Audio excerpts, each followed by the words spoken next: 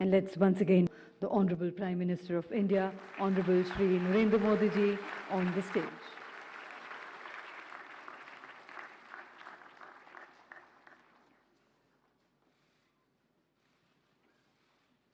We also welcome the Honorable Finance Minister of India.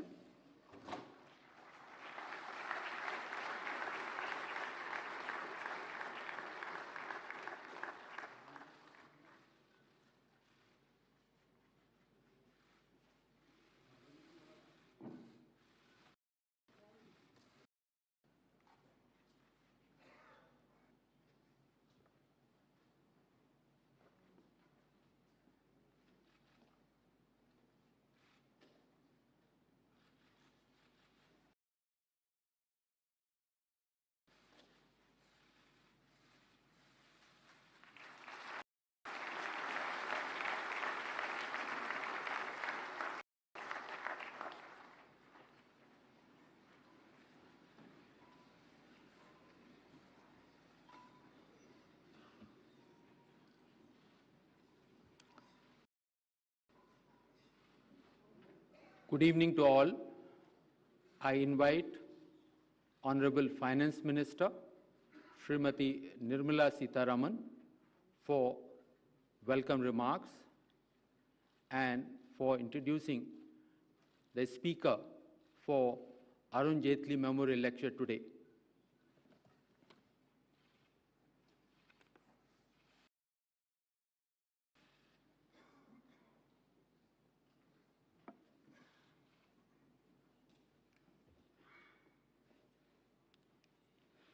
Honorable Prime Minister, Senior Minister Shanmugaratnam ji, distinguished invited guests, we are gathered here for the Arun Jaitley Memorial Lecture. It was in August 2019 that Sri Arun Jaitley passed away.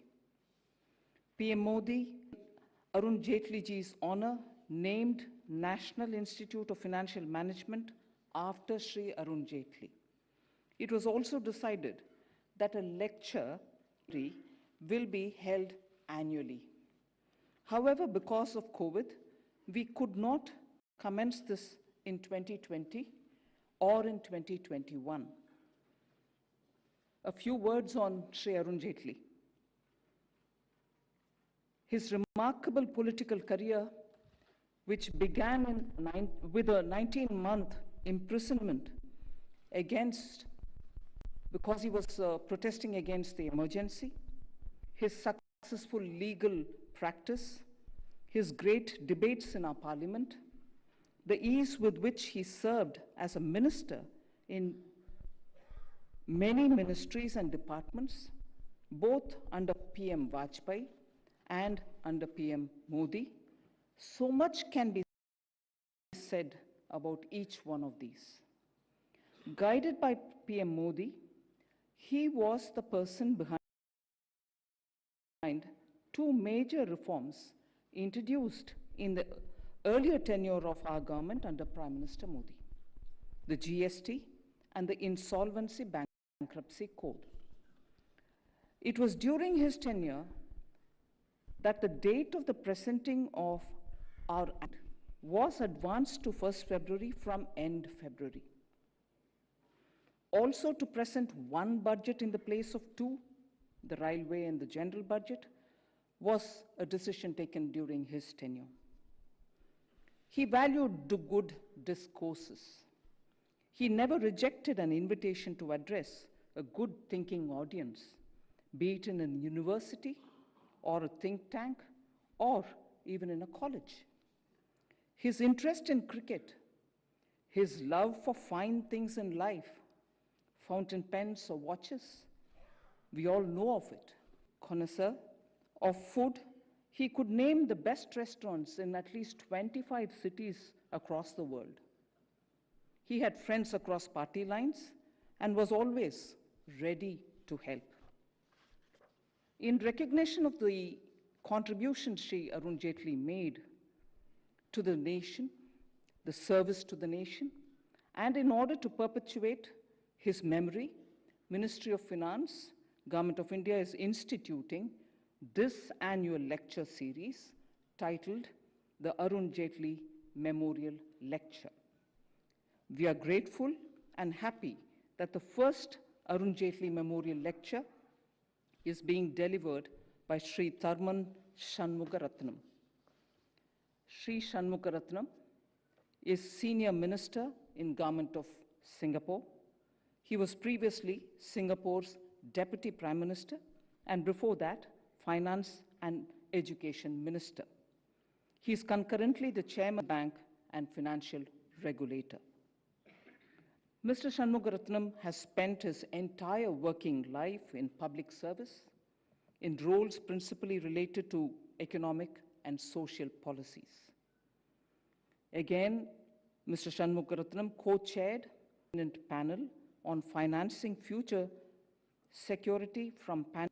He currently co-chairs the Global Commission on the Economics of Water, which is aimed at re-envisioning and proposing solutions to overcome a growing crisis of access to clean water. He is also a member of the United Nations High-Level Advisory Board on Effective Multilateralism. He also has led the G20 Eminent Persons Governance, chairs the Group of 30, an independent global council of economic and financial leaders. He also Education Forum and the Advisory Board for the UN's Human Development Report. He earlier chaired the International Monetary Fund and Financial Committee, IMFC, First Asian Chair.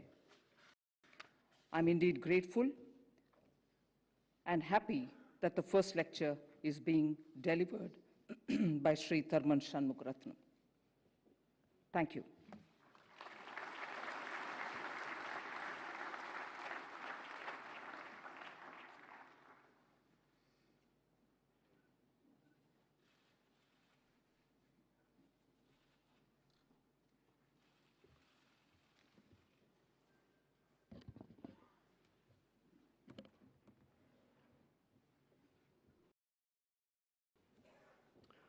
His Excellency, Prime Minister Narendra Modi, Her Excellency Finance Minister Nirmala Sitharaman, Mrs. Sangeeta Jaitley, and family members, Excellencies and distinguished guests, many of whom are friends and close associates of Mr. Arun Jaitley. It is a real honor and privilege for me to be speaking at this inaugural lecture named after one of India's most outstanding public leaders. I knew Arun when I was the Deputy Prime Minister and Finance Minister. We had many exchanges, and he left a deep impression on me, an impression of his character. He was, on the one hand, a person of unusual humility and generosity, but he was also a person who clearly had self-belief. He had that unusual combination of humility and self-belief. And that was part of the reason why Arun Jaitley was a man for all seasons and all parties. It is how he marshaled through some of the most complex reforms, the GST being the most important, of course, bringing all stakeholders together, making compromises, building bridges, finding consensus. And that legacy of Arun Jaitley will surely live on in India and for many of us around the world. And it is a legacy that will offer many lessons for how we address future challenges. We have entered an era of profound fragility globally. We, in fact, have a confluence of fragilities, a confluence of insecurities, geopolitical, existential,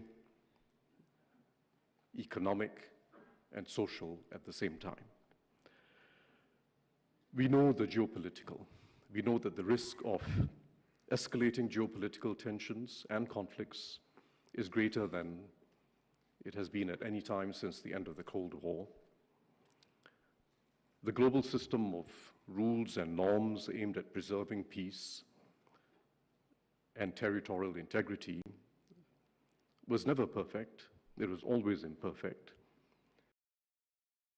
But what's happening in Ukraine is a major rupture and will have ramifications that go beyond just another conflict or another war. And the ramifications could be catastrophic. Second, we have a prospect of stagflation, higher inflation, and slow growth for a period of time, not just for a year or a year and a half. And in the advanced countries, there's a very real prospect of a recession in the near term. The risks of higher inflation preceded Ukraine, but are of course now accentuated. And critically, although the levels of inflation and having slow growth or recession for a while doesn't constitute the most important problem in the world, critically, it will erode political capital at the time when we need political capital within nations and globally to address much larger challenges, including the challenges of climate change, a water crisis, and shrinking biodiversity. So that's the second challenge, stagflation. The third challenge, as I've just mentioned, is that the global commons are deteriorating, and they're deteriorating at an accelerating pace. The shifts in the environment, which are structural, not just episodic, not just random fires and extreme heat waves or droughts. These structural shifts in the environment have combined with the increased risk of global scale spread of infectious diseases, epidemics and pandemics. And we now have to live with that threat as part of the world that we are in. And it'll be a threat to lives and livelihoods for many years to come. In the short term, the unpalatable reality is that we will have to rely more on fossil fuels to ensure energy security and to prevent sharply higher energy prices. But it means that it's all in that we double down on our medium to long-term strategies of making a transition to a low-carbon energy future and making a transition to new ways of behavior and the circular economy that Prime Minister Modi has emphasized and spoken about. All the more important that we double down on these medium to long-term shifts in behavior, shifts in policies, mobilization of investments to achieve a sustainable future. And the fourth challenge, coming out of the geopolitical tensions, higher food prices, energy prices, fertilizer prices, coming out of all the larger global challenges we face, is that the developing world, a significant part of the developing world, now faces the risk of a rollback in the economic and social gains that were very painfully achieved in recent decades. Development is going to be more difficult. And the experience of the last 2 years because of COVID has set us back much further in the developing world. 1.5 years of lost learning, in some cases more. It's not just a short-term loss, all the young children who are affected. And we risk a permanent scarring of the young, further disempowerment of girls, because many of the girls are not going back to school, and we risk something more than that. We risk civil wars and conflicts between neighboring states. So we have a confluence of challenges that is unprecedented in its combination and it's not here for the short term. This is not a perfect storm. It's not a perfect storm in the traditional sense of a conjuncture of one-off events or random shocks. Structural insecurities that are going to be with us for some time to come. Geopolitical, existential, economic, social. And we cannot wish these insecurities away, nor can we pretend that today's state of multilateralism is going to enable us to address these insecurities. We do need a new and stronger multilateralism, more effective in meeting both the nation's own interests and our collective interests. Overriding priority must be to avoid a polarized world. That the world is becoming more multipolar is irreversible. And that's a mark of success of the global economy.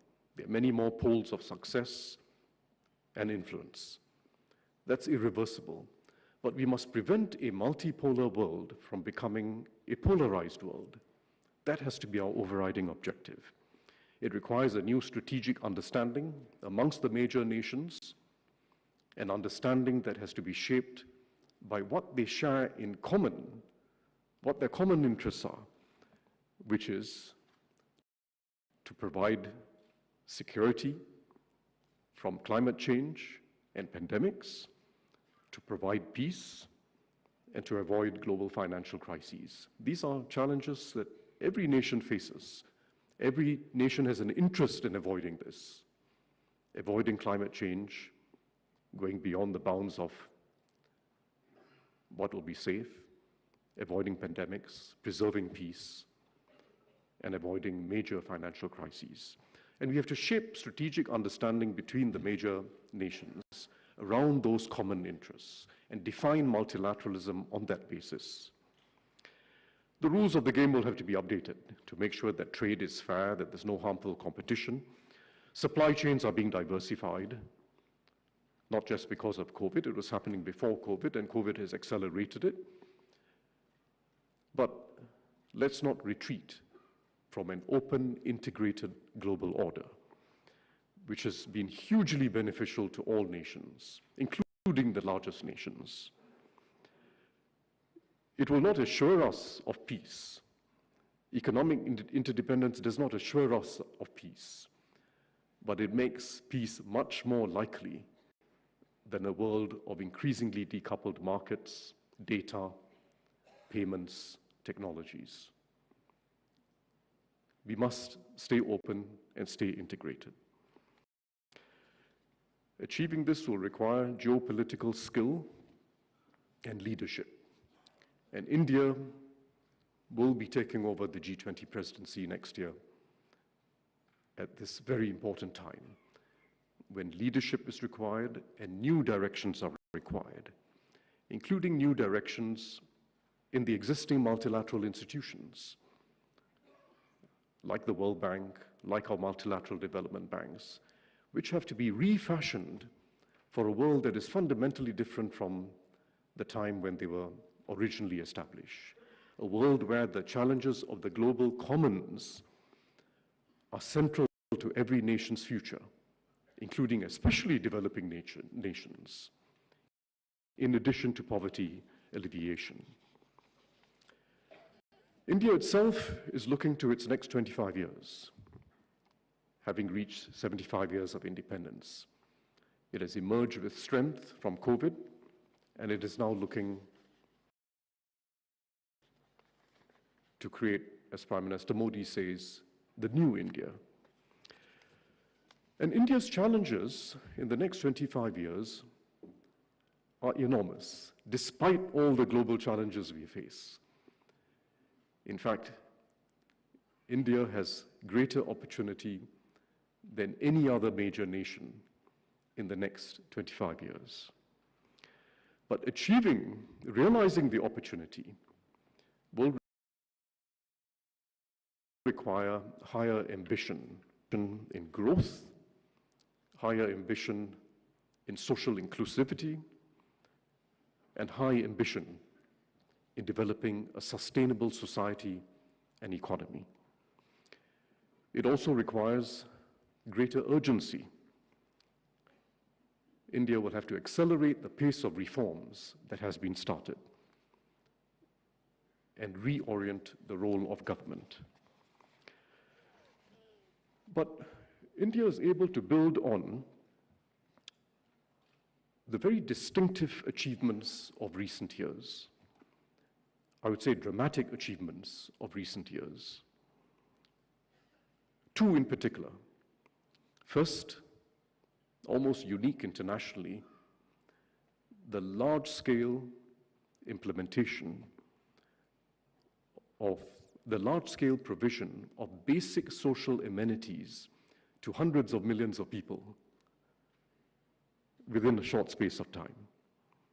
Hundreds of millions of people, basic social amenities, toilets, electrification of all villages. 98% of India is now having access to electricity. Perhaps not the entire day, but it's got access to electricity which didn't exist before. Clean cooking gas, when in fact hundreds of millions of people depended on pollutive forms of ways of cooking in the past with great impact on their health, particularly the women. Primary healthcare centers, 150,000 primary healthcare centers being set up all around the country to provide close access wherever people live, all as part of Ayushman Bharat, public health assurance. Most recently, functioning water taps and water pipes all across the country. Work in progress, but a very important task. And all of these, if you think about them, toilets, electrification, clean cooking gas, functioning water taps, particularly empower women. It's the women who've been spending hours every day queuing up for water. They particularly empower women. And I know Prime Minister Modi started this in Gujarat some years ago, but this is an immense historical task, correcting a legacy of neglect for the poor, for ordinary people in the rural areas, and for girls and women. Immense historical task. So that's the first unusual achievement of recent years that India builds on as it looks to the future. The second, equally dramatic, is what has been achieved to provide for digital and financial inclusion, again on an immense scale. In a country with 29 different states, with different democratically elected governments, and vastly differing stages of development. Immense achievement. And I don't need to elaborate about it, but the India stack, starting with Aadhaar and UPI, Unified Payments Interface, so that everyone can make digital payments, is a remarkable achievement on a global scale. There's been no financial innovation of that scale and speed achieved in any other country. We now need the same boldness of political and social vision, the same attention to implementation, the same ability to cut through red tape, the same ability to mobilize the ground together to address the very important challenges of the next 25 years.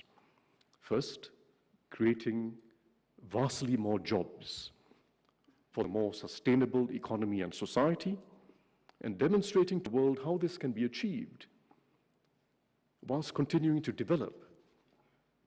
And thirdly, underpinning everything else, investing in social mobility, investing in quality in education and basic healthcare, so as to create opportunities for all. In other words, India needs not just an India stack, but a social development stack, going beyond the provision of basic social amenities, the toilets, electricity, clean cooking gas, and so on. Very important, but going beyond that to now develop opportunity for people to, on a self-determining basis, achieve better lives through education, better healthcare. And it can be achieved because the same almost missionary zeal for implementing reforms on the ground, the same ability to work with all stakeholders can be applied to this very large task of upgrading the majority of young Indian persons' futures, starting from young and skilling them through life. It needs urgency. As Prime Minister Modi said on India's 75th anniversary, this is India's Amrit Kal, its critical moment. As he put it, we have to start now. We don't have a moment to lose. And the next decade will be critical, not just the next 25 years. The next decade will be critical because there is a race against demography. There's a very large group of young people, as large as China. 580 million Indians are below the age of 50, below the age of 25. That's a large number of people who need to be quickly skilled, given confidence to earn their own success in the workforce. For those of us who are from outside India, those who are economists, academics, observers, well-meaning observers, we must recognize the complexity of these challenges. And part of the complexity comes from the fact that India is now unraveling what are very deep legacies that go back to the earliest pre-independence years, and in some instances, go back to the colonial era. A legacy of economic thinking and strategies that from the earliest years of independence relied on state control of the economy and complex and frequently changing regulation. Very strong legacy, which has not disappeared from India. A legacy of preference for capital-intensive industry rather than labor-intensive industry, and inadequate attention pays to job creation. A legacy going back to the pre-independence years of letting people live with very low incomes in the rural areas for all their lives, rather than finding ways to reform and to more productive activity. And a legacy of neglect, again going back to the pre-independence years, neglect of basic education and healthcare for a large part of the population. Of course, a legacy of unequal treatment of girls and women as well. Each of these is now being unraveled. It takes time. It's not just one or two policies. It will take missionary zeal, but there's urgency now in moving faster. India needs this urgency. It requires much higher growth and much deeper inclusivity, and the two go together. You cannot sustain high growth for 25 years, let alone 40 years, without much deeper inclusivity, and you cannot achieve inclusivity without higher growth. As Arun Jaitley put it in 2017, he asked the question, how do you fight poverty? And as he put it, you need a high level of growth. Growth brings in resources, and the policies of the state have to be aimed at achieving a high level of growth. It's absolutely necessary to tackle poverty and achieve inclusivity. But he also asked, will growth itself address or remove poverty? No. Growth itself doesn't. You also need social activism, putting the poor at the forefront of thinking, of public consciousness, of policy, putting the poor at the forefront. And again, I know that Prime Minister Modi has been talking about this very recently. I will talk briefly about growth and jobs, and then I will talk about inclusivity and I will not cover the ground comprehensively in the interest of time, but let me first say that India is not going to be able to achieve its economic or social ambitions in the next 25 years without substantially higher growth ambition. India must grow by at least 8 to 10% over the next 25 years, 8 to 10% a year. It is the only way in which it is going to be able to both lift average incomes and per capita income, as well as create many more jobs. To do both at the same time, to lift per capita income significantly, and to create many more jobs for a large young population, you need higher growth. And 8 to 10% is the minimum that has to be achieved in the next 25 years. We've seen in many developed economies, and even in China, where productivity is achieved at the expense of jobs. In fact, the employment rate in many developed countries has come down in the last 10 years. It has also come down in China. China has sustained high productivity growth, but the employment rate has come down. India does not have that luxury of choosing between productivity growth or job growth. You need the productivity growth because it's the only way in which incomes are going to grow, but you need a lot more job growth. And it can be achieved because that's what several East Asian economies did. In fact, for 40 years, growth of above 8% for 40 years, allowing for both productivity growth to be healthy and strong, and very significant job growth keeping pace with the growth in the working age population. It can be achieved in India. One of the reasons why it can be achieved is that there's wide disparity within India itself. There's tremendous divergence within India between the states that are doing well and the states that are lagging. And there must be ways of closing that divergence, achieving convergence within India. That itself will boost growth. Second, this huge opportunity to free up a large part of the population that is still stuck in low productivity activity in